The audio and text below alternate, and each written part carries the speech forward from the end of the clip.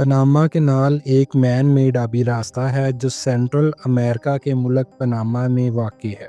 یہ canal Atlantic ocean کو Pacific ocean سے ملاتی ہے اور عالمی بحری تجارت میں اہم کردار ادا کرتی ہے۔ پاناما کینال کی تعمیر کا آغاز 1880 میں فرینچ انجینئر فرڈینینڈ ڈے لیسپس نے کیا، لیکن مختلف مشکلات کی وجہ سے یہ منصوبہ ناکام ہو گیا، جن میں بیماریاں، انجینئرنگ چیلنجز، مالی وسائل اور ٹیکنالوجی کی کمی شامل ہے۔ بعد میں 1904 میں امریکہ نے اس منصوبے کو سنبھالا، ان مسائل کو حل کیا اور نہر کو 1914 میں مکمل کر کے کھول دیا گیا۔ پاناما کینال کی تعمیر میں امریکہ نے 38,000 جانوں کی قربانی دی اور یہ ایک مہنگا منصوبہ تھا جس پر کل لاگت $639 ملین آئی۔ 7 ستمبر 1977 کو پاناما اور امریکہ کے درمیان توریوس کارٹر معاہدے طے پائے، جس کے تحت پاناما کینال کو پاناما کے سپرد کر دیا گیا۔ یہ معاہدے امریکی صدر جمی کارٹر اور پاناما کے رہنما عمر توریوس کے درمیان طے ہوئے تھے۔ معاہدے کے تحت 31 دسمبر 1999 کو پاناما نے سرکاری طور پر پاناما کینال کا مکمل کنٹرول سنبھال لیا۔ پاناما کینال کی لمبائی تقریباً 82 کلومیٹر ہے۔ اس میں لاک سسٹم ہوتا ہے جو پانی کی سطح کو بلند یا کم کر کے جہازوں کو راستہ فراہم کرتا ہے۔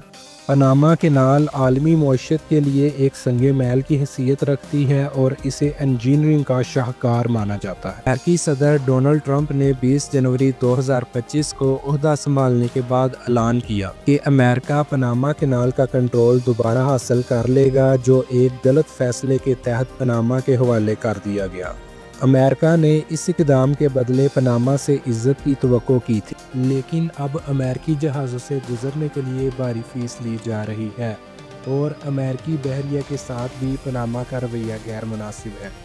ٹرمپ نے الزام لگایا کہ چین اس کینال کو چلا رہا ہے جبکہ پاناما کو دی گئی تھی۔ اس اعلان کے جواب میں پاناما کے صدر خوزے راؤل مولینو نے ٹرمپ کے اس بیان کو سختی سے مسترد کرتے ہوئے کہا کہ یہ اہم تجارتی راستہ پاناما کی ملکیت ہے اور ہمیشہ اسی کے کنٹرول میں رہے گا۔ دنیا کا کوئی ملک پاناما کینال کی انتظامیہ میں مداخلت نہیں کر سکتا۔ حالیہ بیان میں ٹرمپ نے پاناما کینال حاصل کرنے کا اعلان تو کر دیا ہے، لیکن یہ کوئی اتنا آسان کام نہیں ہے، کیونکہ توریوس کارٹر معاہدے کے تحت پاناما کینال پاناما کے مکمل اختیار میں ہے اور یہ ایک خود مختار، غیر جانبدار اور بین الاقوامی راستہ ہے۔ اگر امریکہ پاناما کینال کو دوبارہ کنٹرول کرنے کی کوشش کرے تو یہ بین الاقوامی قانون کی خلاف ورزی ہوگی، جس سے امریکہ کو شدید سفارتی اور اقتصادی دباؤ کا سامنا کرنا پڑے گا۔ پاناما کے علاوہ دیگر ممالک بھی اس اقدام کی مخالفت کریں گے، کیونکہ یہ عالمی تجارتی نظام کی استحکام کے لیے خطرہ پیدا کر سکتا ہے۔ پاناما کینال اس وقت کامیابی سے چل رہی ہے اور پاناما نے اس کی توسیع اور آپریشنز میں بے حد سرمایہ کاری کی ہے۔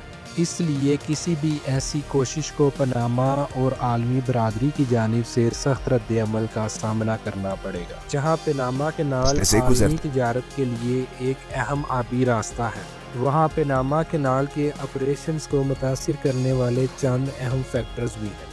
سب سے پہلے کلائمیٹ چینج کی وجہ سے پانی کی کمی ہو رہی ہے، جو کینال کے آپریشنز کے لیے ضروری ہے۔ پانی کی کمی کی وجہ سے بڑے شپس کا گزرنا بہت مشکل ہو گیا۔ دوسری وجہ یہ ہے کہ بڑے اور نئے شپس زیادہ بڑھ رہے ہیں اور پاناما کینال کا پرانا انفراسٹرکچر انہیں اکاموڈیٹ نہیں کر سکتا۔ اس وجہ سے کئی شپس آلٹرنیٹ روٹ استعمال کر رہے ہیں۔ تیسری وجہ ہے کمپٹیشن اور اکنامک پریشر۔